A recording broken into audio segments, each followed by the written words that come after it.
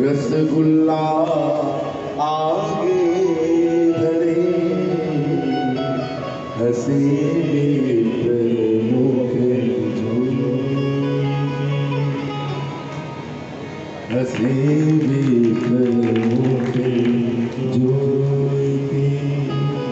हर घर में, हर महल में नारद जी गए परीक्षित जी, तो हर महल में रसगुल्ला नारद जी को प्राप्त हो रहा था। और जब रसगुल्ला नारद जी को प्राप्त हो रहा था,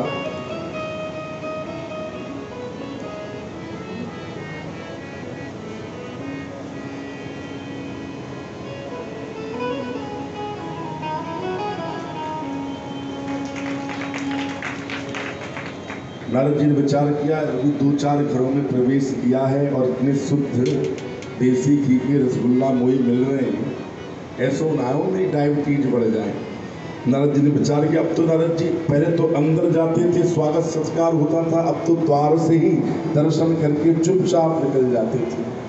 कहूँ करही संध्या हवन, कहूँ दान व्रत हवन तप, कहूँ श्राद्ध तर्पण क्रिया, कहूँ वेद विधि यज्ञ तप। जहाँ जहाँ नारद जी जाए वहाँ वहाँ नारद जी को भगवान अलग ही क्रिया करते हुए दर्शन दें। और जब दर्शन दें, नारद जी ने दूर से ही प्रणाम किया। भगवान की माया ने दर्शन दिया। नारद जी ने कहा, प्रभु आपकी ये माया है, इस माया से आप प्रत्येक जगत के जीव को भरमाए हैं। प्रभु आपकी कृपा हो तो ये जीव आपकी माया से बचे। बेटा रक्षा धर्म की सहित योग माया करो, निज दासन को शोक भय ब्रह्म माया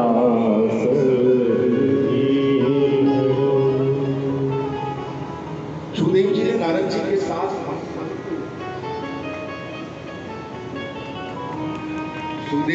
हम लोगों ने तो भगवान के गृहस्थ का दर्शन किया ना, या कि नहीं किया? हम लोग अपने जीवन को कैसे जीते हैं, वर्तमान और भगवान अपने जीवन काल में, इस यात्रा में, लीला काल में अपने जीवन को कैसे दर्शन दे रहे हैं, आप लोग देखें तो सही। प्रातःकाल भगवान ब्रह्म मुहूर्त में उठकर नित्य क्रियाओं से युक्त होकर, निवृत्त होकर महाराज सबसे पहले ध्यान योग इत्यादि करते हुए, और जो नियमावली जीवन दर्शन दी गई थी उसका दर्शन हम सबको करा। स्वयं श्री ठाकुर जी संध्या वंदन, ब्राह्मणों के चरणों में प्रणाम, दान इत्यादि जप नियम हवन ये सब कर रहे हैं। भगवान परमात्मा का अवतार होने के बाद भी कर रहे हैं, हमको संदेश दे रहे हैं। और बाद में नारद जी से कह भी रहे हैं, नारद जी मैं किस लिए कर रहा हूँ ये सब, क्यों कर रहा हूं? ताकि धर्म की रक्षा हो सके, ताकि आने वाले समय में इन लीलाओं के माध्यम से लोग अपने आप को धर्म के पद चिन्हों पर आरूढ़ कर चले। इसलिए नारद बेटा रक्षा धर्म की सहित योग माया करूं, निज दासन के शोक भय ब्रह्म माया सजनी।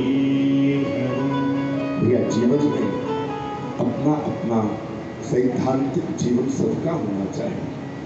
आचार्यों ने जिस प्रकार, पूर्वाचार्यों ने, हमारे पूर्व आचार्यों ने जिन पद्धतियों के साथ जीवन जीने का हमें सांकेतिक एवं संकेत किया है, प्रत्येक मनुष्य को उसी पद्धति से अपने जीवन को जीना चाहिए।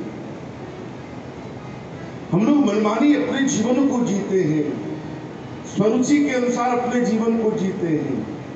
महाराज जी तो रहे हैं, पर वही कीड़े मकोड़े की तरह अपने जीवन को जी रहे। इसलिए प्रत्येक सनातन धर्मावलंबी को चाहिए कि आचार्यों के द्वारा निर्मित भक्ति से अपने जीवन को जिए। प्रेम से बोलो, अरे जोर से बोलो ना। नारद जी भगवान की इस गृहस्थ जीवन का दर्शन करके बड़े आनंदित हुए। और इधर सद्गुरुदेव भगवान अग्रिम चरित्रों में प्रवेश करते हुए एक बार भगवान द्वारका की सुधर्मा नाम की सभा में बैठे हुए थे। इधर दो स्थानों से दूतों का पदार्पण हुआ। हस्तिनापुर से भी पांडवों की ओर से दूत पधारे और इधर मगध देश से भी दूत आए। उद्धव सात्विकी भगवान के सानिध्य में विराजित थे। इधर उद्धव जी से भगवान ने कहा, उद्धव कहां से आए ये दूत? उद्धव ने कहा, प्रभु एक तो आपके ही अपने हस्तिनापुर से महाराज युधिष्ठिर के दूत आए और ये जो दूत दूसरे बैठे हैं ये आए मगध देश जरासंध के यहाँ से। भगवान ने कहा, क्या बात है? सुखदेव वर्णन सद्गुरुदेव भगवान वर्णन करते हैं, सिंहासन अति सुखद नृपति के निकट विराजे, जनु यादव न